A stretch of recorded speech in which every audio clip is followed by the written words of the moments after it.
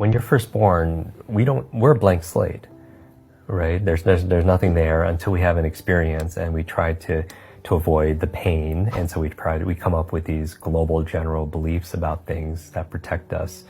And so what I would say for this is that's why I think practices of mindfulness, they're so important, because it brings us in the moment. Know that our thoughts aren't who we are necessarily.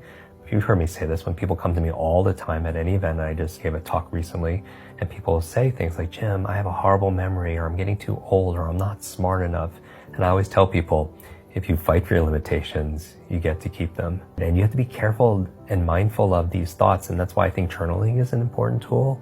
Meditation is an important tool, because it sensitizes you to this inner talk, this critic, if you will, which incidentally, on a tangent, that inner talk is why we read so slow. Imagine if you could go online and pick up 30 books and read them in 30 or 60 days, what kind of advantage you would have. I don't play golf very well, so I don't play it very well. So it's this confidence-competence loop in psychology where if I played golf better, I'd probably play it more and I get better at it. And same thing with any kind of skill. But things with, like, when it comes to reading, most people say they're not a really great reader. And it's not their fault, because you're not born with the ability to read. You were taught in school. But when's the last time you took a class called reading? How old were you last time you took, not a college lit class, but a class called reading? Most of us are still reading like we're 6 or 7 years old.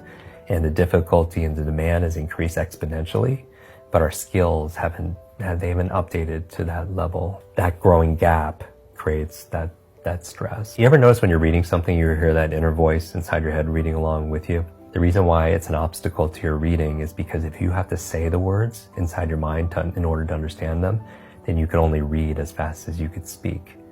That's why most people are slow readers, because they're saying the words, so their reading speed is limited to their talking speed, but not their thinking speed. That's why you can listen to a book on tape or a podcast at a higher speed, because you can understand that at that pace, but you can't speak at that pace. Gotcha. And here's the thing.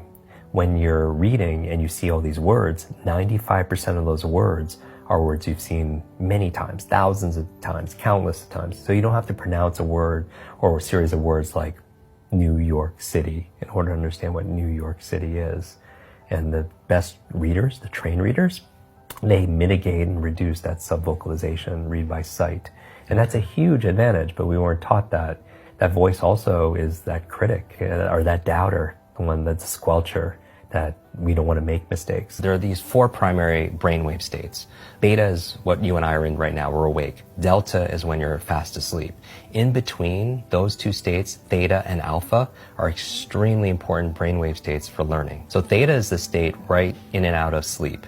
Theta is the state that we call creativity. When you are your most creative, usually it's coming because you're in this theta state. And you know this, when you're in and out of sleep, or you're close to, like, you're so deep, your mind goes and you come up with ideas. You know what puts you in a theta state? Showers. You ever notice, like, when you're in the shower, you come up with some of your best ideas? Above theta, though, is the state called alpha, right below beta, where you're most aware and awake. Alpha is a state of learning, accelerated learning. It's a state of relaxed awareness.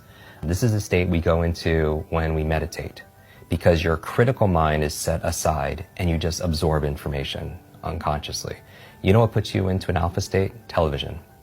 You ever notice that if somebody's watching the game or somebody's watching their favorite TV show and you're trying to have a conversation with them and they literally are in trance, they don't hear you because of the television programming? But that's the alpha state. That's where information is just going inside your mind. So we train people how to learn languages faster, learn facts better by putting them into an alpha state, a relaxed state of awareness. And we can do that by design.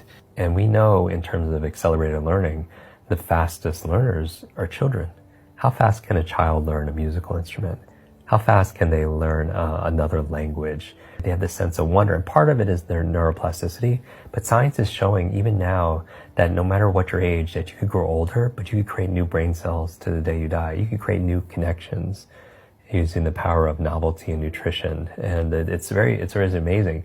But I think also children, they play. They're very playful. They're not afraid of making mistakes. Right? A child learning how to walk could fall 4, 5, 6 times or 4, 5, 600 times, but they never after 12 times say, okay, this is I'm quitting. I'm not going to do this because I don't want to look bad. But adults, we do that. If we're honest, most adults, they'll try something once or twice and then they have that fear of looking bad. And I feel like that's what keeps us from living the person we're supposed to be.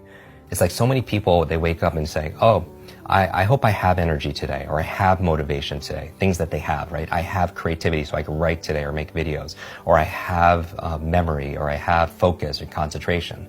Those aren't things you have, those are things you do. And so you don't have love, you do loving things. You don't have energy, you do things that give you energy. Just like that applies, same thing with learning. You don't have focus, there's a process for doing focus. You don't have a memory, there's steps to improve your memory or to remember things better. Creativity is not something you have, there's actually a process for creativity. I think if somebody wants to improve their esteem, the self-esteem overnight, just study your brain. Like you'll get a boost of confidence and pride like instantly, because it is the most incredible, I don't even know what to call it, a device, a supercomputer, what, in the whole universe. It's not just about going out to Mars and all these other places. I want to go in here, because this controls what? Everything. Our careers, our income, our health, our relationships, whether or not you get, complete, it only becomes power when we use it, when we apply it.